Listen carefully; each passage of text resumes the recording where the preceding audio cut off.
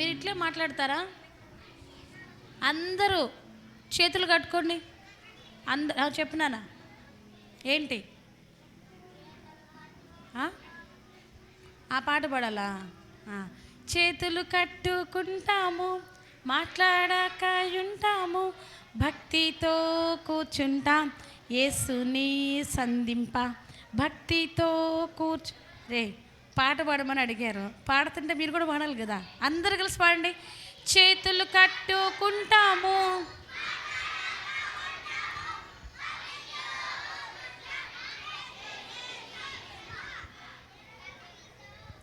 Okay. ఇప్పుడు అందరూ కళ్ళు మూసుకోండి, అట్లే కూర్చొని కళ్ళు మూసుకోండి. అందరూ కళ్ళు మూసుకోండి, ఓకే. ఎవ్వరు మాట్లాడొద్దు. చిన్న ప్రార్థన చేసుకుందాం.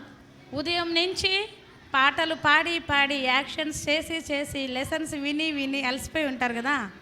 సో దేవుడు మనకి ఈ లెసన్ వినడానికే తన కృప చూపించలాగిన ప్రార్థన చేసుకుందాం. పిల్లలు ఎవరు నిశ్శబ్దంగా ఉంటారో వాళ్ళకి నేను దగ్గరకు వచ్చి చాక్లెట్స్ ఇస్తా.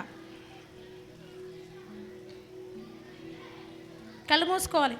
అక్కడ girls, juniors and seniors, be serious while listening the stories, okay. KG పిల్లలు అంటే అలసిపోయి ఉంటారు, అంతసేపు ఉండలేరు కాబట్టి అల్లరి చేస్తారు. కానీ పెద్ద పిల్లలు ఉన్నారే, దేవుని మందిరంలో డిసిప్లిన్గా కూర్చోవాలి, భక్తితో కూర్చోవాలి. చిన్న ప్రార్థన, కళ్ళు మూసుకోండి. అలాగే పరిశుద్ధ ప్రేమ కలిగిన తండ్రి, ఉదయం నుంచి పిల్లలు ఎంతో అలసిపోయి ఉంటారు. అయితే ఈ యొక్క డేకి చివరి ఎండింగ్ సెషన్లో క్లోజింగ్ లెసన్లో సహాయపడండి. నిష్ప్రయోజకమైన అనర్హమైన పాత్రనైనా నన్ను జ్ఞాపకం చేసుకోండి. పిల్లలకి విసుగు తేకుండా మరి వాళ్ళు ఇంట్రెస్ట్తో వినడానికే మరి మీ వాక్శక్తిని నింపండి, నన్ను కడగండి. మీ రక్త ప్రోక్షణ ఆత్మ సహాయం కోరుకుంటూ సమస్తమైన మహిమ గంత ప్రభు మీకు ఆరోపించుకుంటూ అల్లరికర్తల అపవాదిని గద్దిస్తున్నాం, దూరపరిచి మీరే పిల్లలు చక్కగా వినడానికి సహాయం చేస్తున్నామని యేసు ప్రభు నామమున అడిగి వేడుకొని జవాబు పొందుకున్నాం తండ్రి. పిల్లలు, బైబిల్ గ్రంథంలో ఒక మాట రాయబడింది, ఓకేనా. ఎఫెసీలకు రాసిన పత్రిక 2వ అధ్యాయము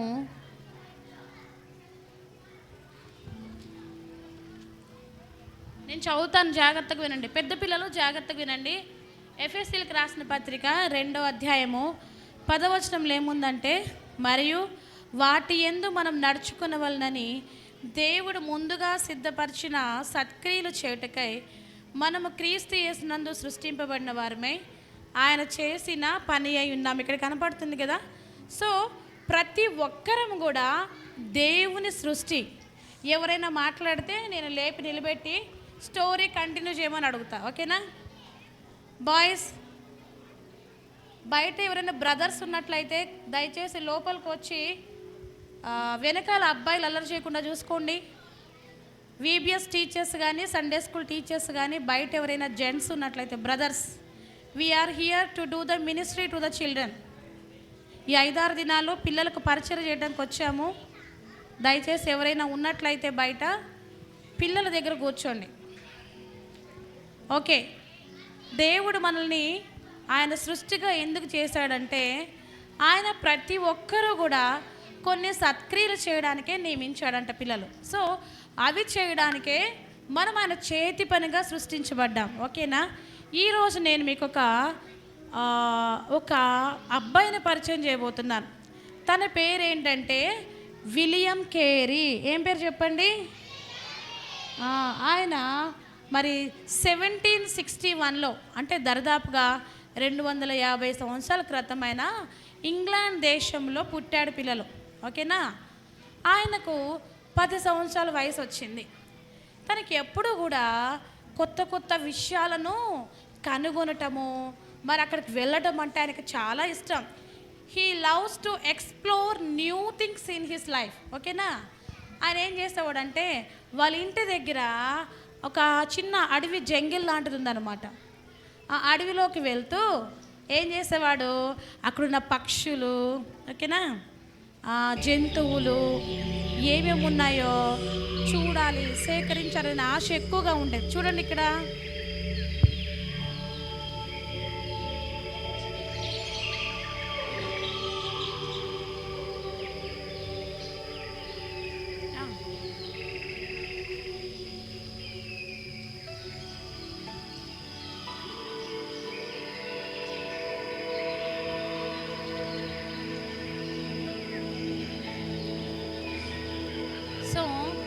వాళ్ళ ఇంటి దగ్గర ఉన్న అడవి దగ్గరలో మరి లోపలికి వెళ్ళి అక్కడ అన్నీ ఎక్కువ తిరుగుతాం. అడ్వెంచర్స్ అంటే విలియం కేరీకి చాలా ఇష్టం. సాహసాలు చేయాలన్నా, కొత్త విషయాలు కనుక్కోవాలన్నా, కొత్త వస్తువులు సేకరించాలంటే తనకి చాలా ఇష్టం అన్నమాట.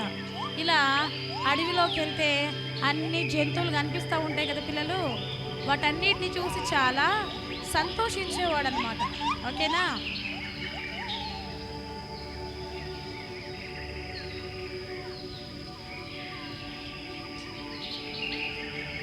వాళ్ళ ఇంటి దగ్గర ఈ అడవి ఉంది.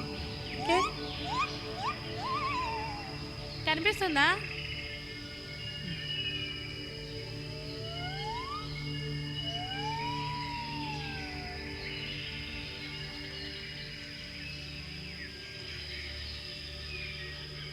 ఓకే.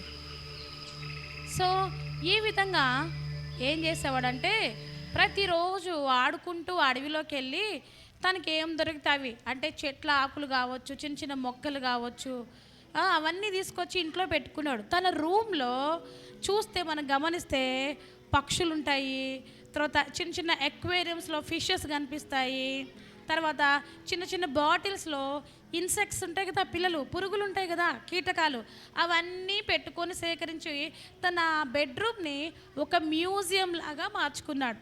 అర్థమైందా? తనకి 10 years ఏజ్ వచ్చినప్పుడంట ఒకరోజు బయటికి వెళ్తే ఒక చెట్టు మీద, మనం పిక్చర్స్లో చూస్తాం, ఓకేనా, చెట్టు మీద ఒక పక్షి గూడు కనిపించింది పిల్లలు. ఆ పక్షి గూడు కనిపించిన వెంటనే తను ఏం చేశాడంటే పైకి ఎక్కి ఆ పక్షి గూడుని తెచ్చుకొని ఇంట్లో పెట్టుకోవాలని ట్రై చేశాడనమాట. సో 2-3 సార్లు ట్రై చేశాడు, పైకి ఎక్కుతున్నాడు, తర్వాత జారి కింద పడిపోతున్నాడు. ఇలా ప్రయత్నిస్తూనే ఉండగా సడన్గా ఏమైందంటే కిందకి జారి పడిపోయి, చూసారా కనిపిస్తుందా, అక్కడ ఉన్నాడు కదా, పైకి ఎక్కాడు కదా, కిందకి జారి పడేసరికి కాలు ఇరిగిపోయింది. కాలు ఇరిగేసరికి అతని ప్రయత్నం విరమించుకున్నాడు. వాళ్ళ అమ్మ ఏం చేసిందంటే, నువ్వు బెడ్ రెస్ట్ తీసుకోవాలా, నువ్వు నాకు చెప్పకుండా బయటికి వెళ్ళొద్దు, ఇంకా ఇలాంటి పనులు చేయొద్దు అని చెప్పిందంట. అయినా విలియం కేరీ ఊరుకోలేదు. ఏం చేశాడు తెలుసా, కొన్ని రోజుల తర్వాత మళ్ళీ కొంచెం నొప్పి తగ్గిన తర్వాత మళ్ళా వచ్చి ఏం చేశాడు, మళ్ళా ట్రై చేసి ఆ యొక్క చెట్టు ఎక్కి మొత్తానికైతే ఆ పక్షి గుడిని సేకరించి తీసుకొచ్చి ఇంట్లో పెట్టుకున్నాడు. అప్పుడు వాళ్ళ మమ్మీ అనిందనమాట, ఇది ఎక్కడి నుంచి వచ్చింది అంటే, నాకు తెలియకుండా మళ్ళీ నువ్వు బయటికి వెళ్ళావు కదా, ఆ పక్షి చెట్టు గూడున్న దగ్గరికి వెళ్ళి నువ్వు ఎక్కావు కదా అని అంటే, అప్పుడు నవ్వుకుంటా అంటాడు, అవును మమ్మీ, నేను ఏదైనా ప్రయత్నం చేస్తే ఆ ప్రయత్నం సక్సెస్ కాకుండా నాకు వదులుకోబుద్ధి కాదు, నేను ఖచ్చితంగా సాధించాలనే తపన కలిగిన వ్యక్తిని అని చెప్తాడు పిల్ల. సో దీన్ని బట్టి మనం ఏం తెలుసుకోవచ్చు అంటే, విలియం కేరీకి చిన్నప్పటి నుంచే తను ఏదైనా చేపడితే దాన్ని సాధించాలి అనేటటువంటి జీల్ కలిగిన వ్యక్తిగా మనకు కనబడుతూ ఉంటాడనమాట. సో ఈ విధంగా తను ఇంకా ఏం చేసేవాడంటే పిల్లలు, తను మరి ఈ కేవలం ఇవన్నీ సేకరించడం మాత్రమే కాదు కానీ పుస్తకాలు కూడా ఎక్కువగా చదివాడు. ఓకేనా? ఎక్కువగా పుస్తకాలు చదివేవాడు. Next picture. ఓకే. సో తను కొన్ని ప్లాంట్స్ గురించి తెలుసుకోవటానికి ఒక పుస్తకం తీశాడు చదువుకుందామని. తీస్తే అది కాస్త లాటిన్ భాషలో రాయబడింది. ఏ భాష చెప్పండి? లాటిన్ భాషలో రాయబడితే, అరే ఈ భాష నాకు అర్థం కావట్లేదు. ఓకేనా? అమ్మాయిలు ఏం చేస్తారు నాన్న? ఏం డిస్కషన్ పెట్టినారు ఇక్కడ మీ ఇద్దరు? ఏం పాప సైలెంట్గా కూర్చోండి. ఈ భాష నాకు అర్థం కాదు బాబోయ్, ఈ పుస్తకమే నాకు వద్దు అనుకోలేదు, కానీ ఆ పుస్తకంలో రాసిన సమాచారం తెలుసుకోవడానికే కష్టపడి లాటిన్ భాష నేర్చుకున్నాడు పిల్లలు. అంత మాత్రమే కాదు, మళ్ళా గ్రీక్ భాష కూడా నేర్చుకున్నాడు. గ్రీక్ భాషలో న్యూ టెస్టిమెంట్, నూతన నిబంధన రాయబడింది అనమాట. సో ఏం చేసేవాడు అంటే కొన్ని గంటలు ఆ న్యూ టెస్టిమెంట్, నూతన నిబంధన పుస్తకాన్ని చదివేవాడు. అలా చదువుట ద్వారా ఏమైందంటే గ్రీకు భాష నేర్చుకున్నాడు. అంతటితో వదిలిపెట్టలేదు. పాత నిబంధన ఆదిమ హీబ్రూ లాంగ్వేజ్లో రాయబడింది అనమాట. సో హీబ్రూ లాంగ్వేజ్ కూడా నేర్చుకున్నాడు. ఎలాంటి వ్యక్తి అంటే ఈ వ్యక్తి, అరే ఇది నాకు రాదు, ఇది నేను చేయలేను, ఇది నా వల్ల కాదని ఎప్పుడూ he never give up his life అనమాట. ఏం చేసేవాడంటే సాధించాలనే తపన కలిగి, తర్వాత డచ్, ఇటాలియన్, కదా. ఇలాంటి చాలా భాషలు ఆయన నేర్చుకుంటూ వచ్చాడు. దేవుడు అనేక భాషలు నేర్చుకునే వరాన్ని విలియం కేరీకి ఇచ్చాడు. మీరు కూడా ఉన్నారు. ఈ సెలవుల్లో ఏం చేయాలి చెప్పండి? విలియం కేరీని స్ఫూర్తిగా తీసుకొని ఈ హాలిడేస్లో నేను ఎలాగైనా సరే ఒక లాంగ్వేజ్ మీద ఏం సాధించాలి? పట్టు సాధించాలి. ఇప్పుడు మన అందరికీ అవసరమైన లాంగ్వేజ్ ఏంటి? తెలుగు వాడుక భాష. అదర్ దెన్ దట్ ఎక్కువగా మాట్లాడేది ఏంటి? ఇంగ్లీష్. మీరు చదువుకునేది ఏ మాధ్యమంలో? ఆంగ్ల మాధ్యమంలో, ఇంగ్లీష్ మీడియంలో చదువుతున్నారు కాబట్టి మీరు ఏం చేయాలా? ఇక్కడ బోల్డ్ ఎంతమంది పిల్లలు కూర్చోండి, నాన్న అమ్మాయిలు కూర్చోండి. బోల్డ్ ఎంతమంది ఇంగ్లీష్ మీడియం స్టూడెంట్స్ ఉన్నా ఇక్కడికి వచ్చి ఒక 5 నిమిషాలు మీ గురించి ఇంట్రడ్యూస్ చేసుకోండి అంటే చేసుకుంటారా? భయం వేస్తుంది కదా, కాళ్ళు చేతులు వణిగిపోతే, షివరింగ్ వస్తుంది, షేక్ అయిపోతాం. కారణం ఏంటి? ఆ సబ్జెక్ట్ మీద మనకు పట్టు లేకపోవటం. కాబట్టి పిల్లలు విలియం కేరీని స్ఫూర్తిగా తీసుకొని ఏం చేయాలి? మీరు కూడా చక్కగా ఇంగ్లీషు, హిందీ, మీరు కన్నడ కొంతమందికి వచ్చంట కదా.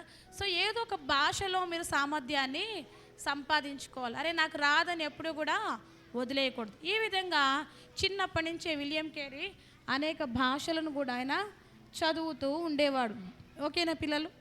అంత మాత్రమే కాదు, బైబిల్ కూడా చదువుతూ ఉండగా మందిరానికి వెళ్ళినప్పుడు దేవుడు తనతో మాట్లాడాడంట.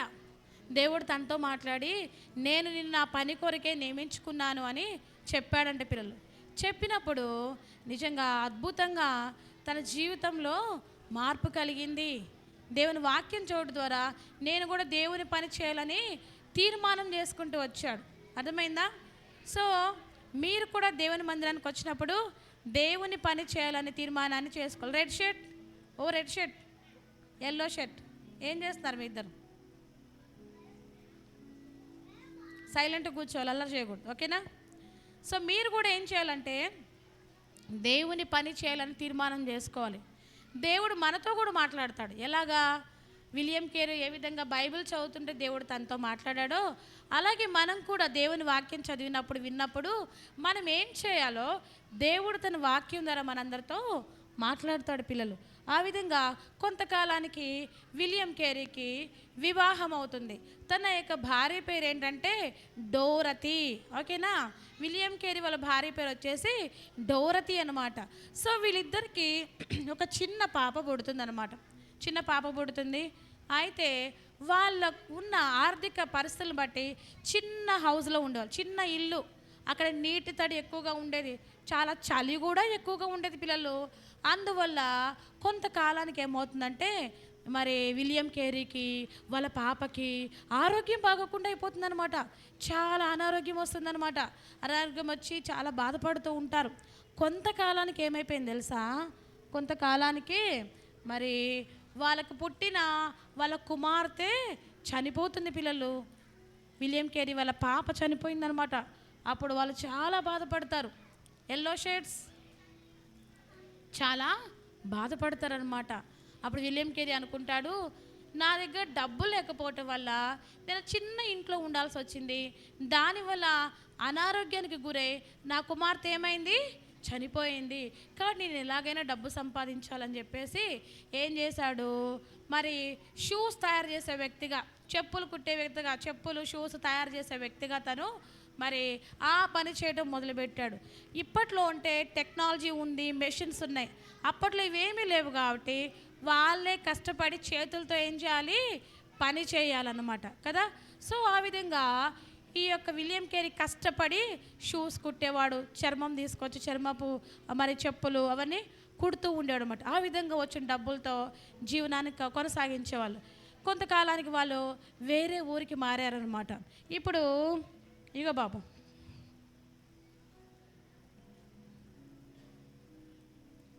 నిశ్శబ్దంగా కూర్చుంటే ఇస్తా, ఓకేనా? కొంతకాలానికి మరి వాళ్ళు వేరొక గ్రామానికి మారారు. అక్కడ విలియం కేరీకి టీచర్గా పోస్టింగ్ ఇచ్చారనమాట. ఆ గ్రామంలో ఆయన టీచర్గా పిల్లలకి మరి సబ్జెక్ట్స్ చెప్తూ ఉంటాడు. నిజంగా మరి విలియం కేరీకి మంచి జ్ఞానం ఉంది కదా, అనేక లాంగ్వేజెస్ నేర్చుకున్నాడు కదా. సో ఆయన క్లాస్ చెప్పేటప్పుడు పిల్లలందరూ చాలా మరి శ్రద్ధగా వినేవారంట. ఆయన టీచింగ్స్ అంటే వాళ్ళు చాలా ఇష్టపడేవాళ్ళు. వాళ్ళకి ఏదో పైపైన టీచింగ్ చెప్పడం కాదు, కానీ మరి ప్రాక్టికల్గా వాళ్ళకి చెప్పేవాడు. వాళ్ళకి భూమి గురించి మరి పరిచయం చేయడానికి అప్పట్లో గ్లోబ్స్ లేవన్నమాట. అందుకనే తను ఈ యొక్క చర్మపు షూస్, చెప్పులు తయారు చేసేవాడు కదా, అది తీసుకొచ్చి రౌండ్గా చుట్టి ఒక గ్లోబ్ తయారు చేసి, చూసారా, గమనించారా, అక్కడ కనిపిస్తుంది కదా, ఆ గ్లోబ్ పెట్టి పిల్లలకి స్టోరీ చెప్పాడు. పిల్లలు ఇగో ఇక్కడ ఆయనే చేతులతో అన్ని దేశాలు, సముద్రాలు అన్నీ గీసాడనమాట. గ్లోబ్ మీద గీసి చెప్పేవాడు అనమాట. ఇదిగో ఇక్కడ ఈ దేశం ఉంది, ఈ దేశంలో ఇంతమంది జనాభా ఉన్నారు, వీళ్ళ ఆచార వ్యవహారాలు ఇవి అని చెప్తూ ఏం చెప్పేవాడంటే, పిల్లలు ఈ దేశంలో ఉన్న ప్రజలకు యేసయ్య గురించి తెలియదు, ఎవరైనా అక్కడికి వెళ్ళి యేసయ్య గురించి ప్రకటన చేస్తే ఎంత బాగుంటుంది అని చెప్పేవాడు. చూసారా పిల్లలు, విలియం కేరీ పిల్లలకు పాఠాలు చెప్తూ కూడా, దేశాల గురించి వాళ్ళకి ఎక్స్ప్లెయిన్ చేస్తూ కూడా తన హార్ట్లో ఉన్న డిజైర్ ఏంటి, ఆ దేశంలో ఉన్న ప్రజలు రక్షణ పొందాలి, వారికి యేసయ్యను గురించి ప్రకటించాలి అనే తపన కలిగిన వ్యక్తి. అంత మాత్రమే కాదు, ఆ గ్లోబ్ దగ్గర పెట్టుకొని ఆ గ్లోబ్లో ఉన్న కంట్రీస్ కోసం, కాంటినెంట్స్ కోసం రోజు విలియం కేరీ ఏం చేసేవాడు తెలుసా, ప్రార్థన చేసేవాడు. యేసయ్య చైనా దేశానికి నువ్వు ఎవరినైనా పంపించు, యేసయ్య జపాన్ దేశానికి ఎవరినైనా పంపించు, యేసయ్య మరి ఆఫ్రికాకి ఎవరినైనా పంపించు, నీ సువార్త ప్రకటన చేయడానికి ఎవరినైనా నువ్వు ప్రేరేపించేసయ్యా అని ప్రతిరోజు కూడా ప్రార్థన చేసేవాడు. సెలవు దినాలు వచ్చినాయి కదా పిల్లలు, ఈ VBS అయిపోయిన తర్వాత ప్రతిరోజు మీరు ఏదో ఒక భాష నేర్చుకోవడం మాత్రమే కాదు, కానీ మీరు కూడా చూడండి, విలియం కేరీ సొంతగా గ్లోబ్ తయారు చేశాడు. పిల్లలకు పాఠాలు చెప్పడానికి గోడల మీద తనే చార్ట్స్, వరల్డ్ మ్యాప్స్ తనే తయారు చేసేవాడు.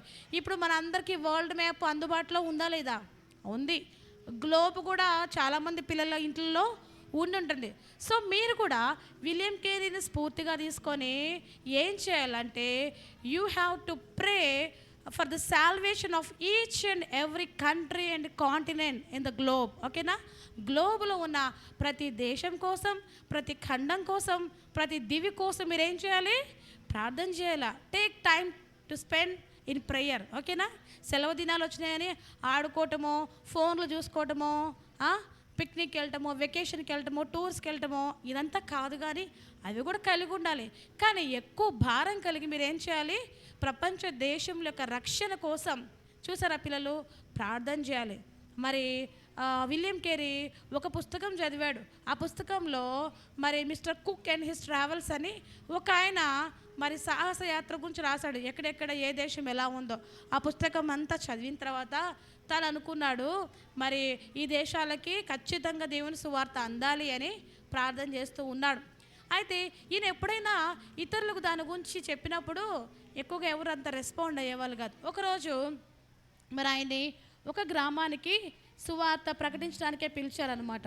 పిల్లలు పిలిచినప్పుడు వెళ్ళాడు, వెళ్ళి అక్కడ సువార్త ప్రకటించాడు, వాక్యం చెప్పాడు, నడుచుకుంటూ వెళ్ళాడు. తెలుసా, నడుచుకుంటూ వెళ్ళాడు. ఎందుకంటే చాలా కష్టంగా ఉంది కదా. నైట్ అంతా చెప్పులు కుట్టేవాడు, షూస్ కుట్టేవాడు. తర్వాత డే టైంలోనేమో స్కూల్లో బోధించేవాడు. మిగిలిన సమయంలో బైబిల్ గురించి, ఆయా భాషల గురించి అధ్యయనం చేసేవాడు. మరి వేరే దేశాలకు సువార్త ఎలా ప్రకటించాలి, ప్రభు మార్గాన్ని ఎలా చెప్పాలని ఆలోచన చేసేవాడు. నేను ఇంతకుముందు చెప్పాను కదా, ఒక చిన్న ఇరికింట్లో ఉన్నప్పుడు విలియం కేరీకి వాళ్ళ పాపకి బాగోకుండా అయిందని. అప్పుడు అందరూ అనుకున్నారు పాప చనిపోయింది, విలియం కేరీ కూడా చనిపోతాడేమో అనుకున్నారు. ఎందుకంటే విలియం కేరీ చాలా సిక్ అయిపోయినాడు, జుట్టంతా రాలిపోయింది, 24 years ఏజే, అయినా కూడా చాలా వృద్ధుడుగా మారిపోయాడు. అంటే అంత కఠినమైన పరిస్థితులు గుండా వెళ్తూ ఉన్నారు. ఆరోగ్యం బాగలేదు, ఆర్థిక పరిస్థితి బాగలేదు. మరి ఏమనుకున్నాడు, తను కూడా ఇంక నేను బ్రతకనేమో అనుకున్నాడు. అంత మాత్రానికి ఆ బలహీనతను బట్టి నేను ఈ పని చేయలేను, సాధించలేను మాత్రం ఎప్పుడూ కూడా అనుకోలేదంట. దేవుని పని నేను చేయలేను, ఇది సాధించలేనని ఎప్పుడు అనుకోలేదు. కానీ ఐ విల్ డూ కదా, నేను చేయగలను, దేవుడు నన్ను బలపరుస్తాడు కదా. మన జీవితంలో కూడా ఇలాంటి పరిస్థితులు కొన్నిసార్లు వస్తాయి. కొన్నిసార్లు నిరుత్సాహము, కురుంగుబాటు, అనారోగ్యము, ఆర్థికమైన ఇబ్బంది కదా, ఇలాంటివన్నీ వచ్చినప్పుడు మనం ఏమనుకుంటాం, ఏం దేవుడు ఏమోలే, ఏం భక్తో ఏమోలే కదా, ఏం ప్రార్థనో ఏమోలే అనుకుంటా కదా. కానీ విలియం కేరీ నుంచి మన స్ఫూర్తి తీసుకోవాల్సింది ఏంటంటే, అలాంటి పరిస్థితులు ఉన్నా కూడా ఎలా నేను దేవునికి ఉపయోగపడగలను, ఎలా నేను దేవునికి అందుబాటులో ఉండగలను, ఎలా నేను దేవుని పని చేయగలనని ఇలాంటి భారము ఆశ తన జీవితంలో కలిగి ఉంటూ వచ్చాడు.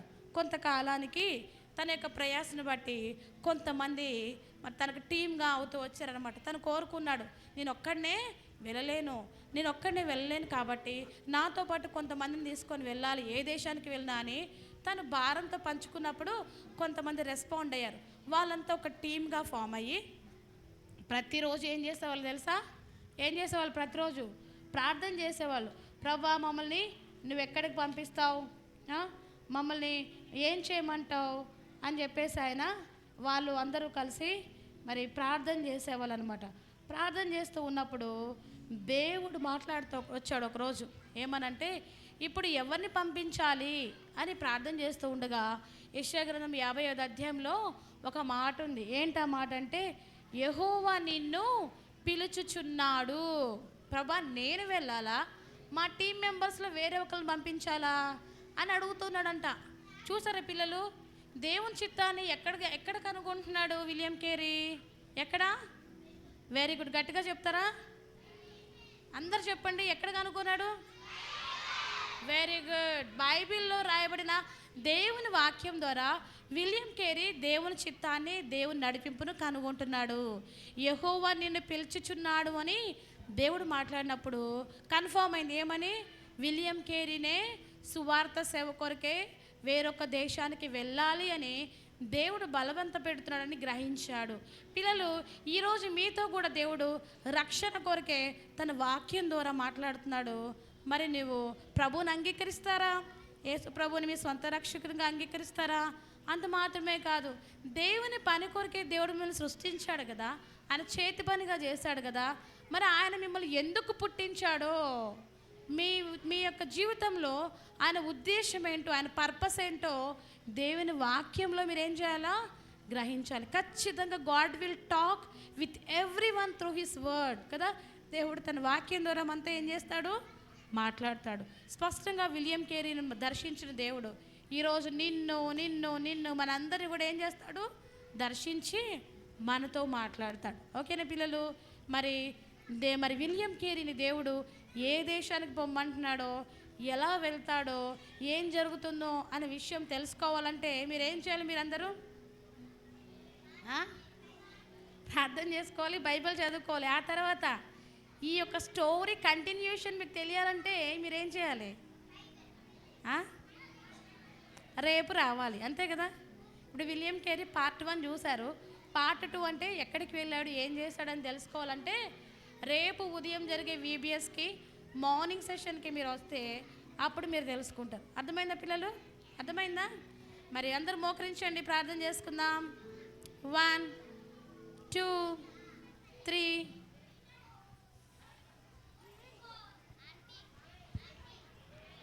అందరూ మోకరించాలి, ఎవ్వరు కళ్ళు తెరవద్దు.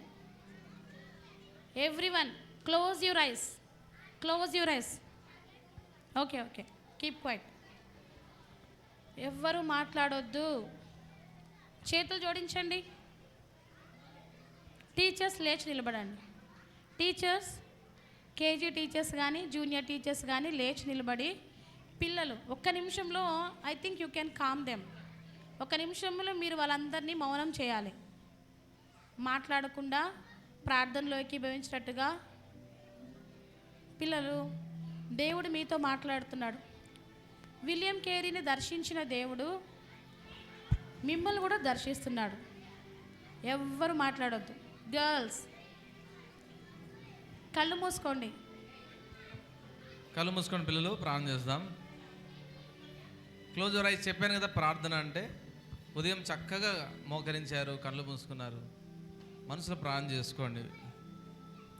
ఉదయం నుంచి దేవుడు మీతో మాట్లాడుతూ ఉన్నాడు. ప్రభా, నా పట్ల నీ చిత్తం ఏంటని విలియం కేరీ అడిగితే యెహోవా నిన్ను పిలుచుచున్నాడు అని దేవుడు మాట్లాడాడు కదా. ఈరోజు నీతో కూడా మాట్లాడుతున్నాడు. దేవుడు నిన్ను కూడా పిలుస్తున్నాడు. తన పని కొరకే, రక్షణ కొరకే పిలుస్తున్నాడు, సేవ కొరకే పిలుస్తున్నాడు. ఆయనకు ఉద్దేశము, ఆయన చిత్తం నెరవేర్చడానికే పిలుస్తుండగా, ప్రభువా నేనున్నానయ్యా, నేనున్నాను ప్రభువా, నీకు అందుబాటులో ఉంటానయ్యా, నా చేయి పట్టుకో యేసని అడుగుతారా? ఎంత అనారోగ్య పరిస్థితి వచ్చినా, చనిపోయే స్థితి వచ్చినా కూడా దేవుని పని చేయాలనే తపన కలిగిన విలియం కేరీ వలె ఈరోజు మీరు కూడా సిద్ధపడితే విలియం కేరీని భవిష్యత్తులో ఒక దేశాన్ని వెలిగించే దీపం వల్ల దేవుడు వాడుకున్నాడు. అది ఎలా వాడుకున్నాడో రేపు మీరు తెలుసుకుంటారు. అయితే ప్రభు మిమ్మల్ని కూడా వాడుకోవాలనుకుంటుండగా ప్రభువుకి మీ జీవితాలు సమర్పించుకోండి. యేసు ప్రభు అని మీ హృదయంలో చేర్చుకోండి. ఆయన పని కొరకే మీరు సిద్ధపడండి.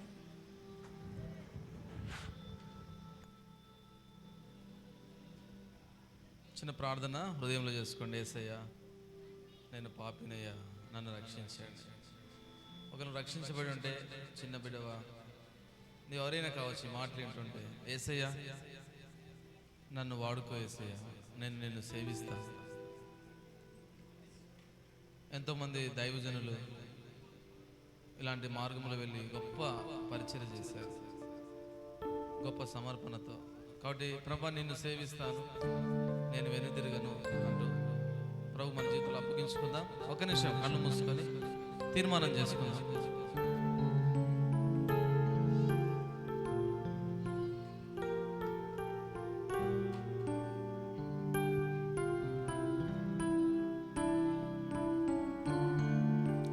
నిన్నే సేవింతును,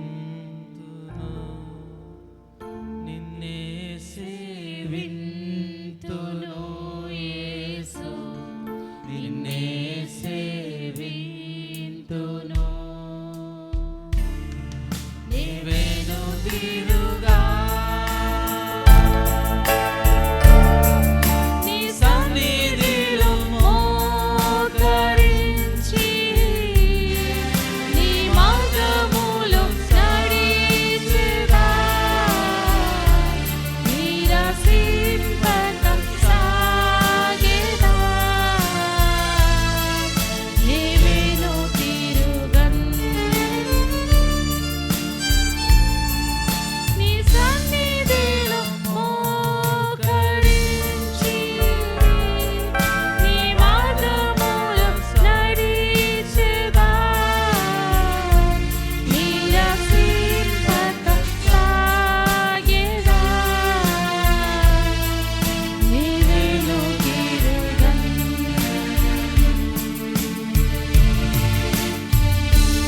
ప్రార్థన చేసుకుందాం. పరిశుద్ధమైన తండ్రి యేసుక్రీస్తు ప్రభు నాను మీకు వందనములు. ఈ 2 రోజు 3-4 పాఠములలో సహాయపడినారు. దైవజనుడు విలియం కేరీ గారి యొక్క జీవితాన్ని మా ముందు ఉంచారు. ఎన్నో పరిస్థితులు ఉన్నప్పటికీ, పేదరికం ఉన్నప్పటికీ, అనారోగ్యం ఉన్నప్పటికీ, ఆటంకాలు ఉన్నప్పటికీ నీ కొరకే జీవించాలన్న, నిన్ను సేవించాలన్న తపన మా దేశానికి ఎంతో గొప్ప వెలిగింపునిచ్చింది. ఇది నాన్న మేము నీ వాక్యాన్ని మా స్వంత భాషలో చదువుతున్నామంటే ఆనాడు ఆ దైవజనుని యొక్క శ్రమ, త్యాగం. ఈనాడు ప్రభు ఎన్నో అవకాశాలున్నా మేమేమీ చేయలేకపోతున్నాం. మమ్మల్ని జ్ఞాపకం చేసుకోండి అయ్యా. ఆ దైవజనుని యొక్క జీవితం మాదిరిగా, సవాలుగా నీ కొరకు మేమైనా చేయడానికి, జీవించడానికి మీ కృప అనుగ్రహించమని ఈ పిల్లలందరినీ కూడా ప్రభా నీ కృపలో వర్ధిలింప చేయమని ప్రార్థన చేస్తాను. ప్రభువును రక్షకుడైన యేసు నామమున స్తుతించి ప్రార్థించి వేడుకుంటున్నాం తండ్రి, ఆమేన్. మన తండ్రి అయిన దేవుని ప్రేమ, కుమారుడైన యేసుక్రీస్తు వారి యొక్క కృప, పరిశుద్ధాత్మిక సహవాసం ఇప్పుడు ఎల్లప్పుడు సదాకాలం మనందరికీ తోడైండునుగాక, ఆమేన్. పిల్లలందరూ కూర్చోండి దయచేసి. మళ్ళీ రేపు వస్తారా? ఎన్ని గంటలకు? అందరికీ టిఫిన్ ఇక్కడ ఉంటుంది కాబట్టి 8 నుంచి 8:30 లోపు ఇక్కడ ఉండాలి. మార్నింగ్ 7కి ఫ్యామిలీ ప్రేయర్ ఉంటుంది. సో 8 గంటలకు మీకు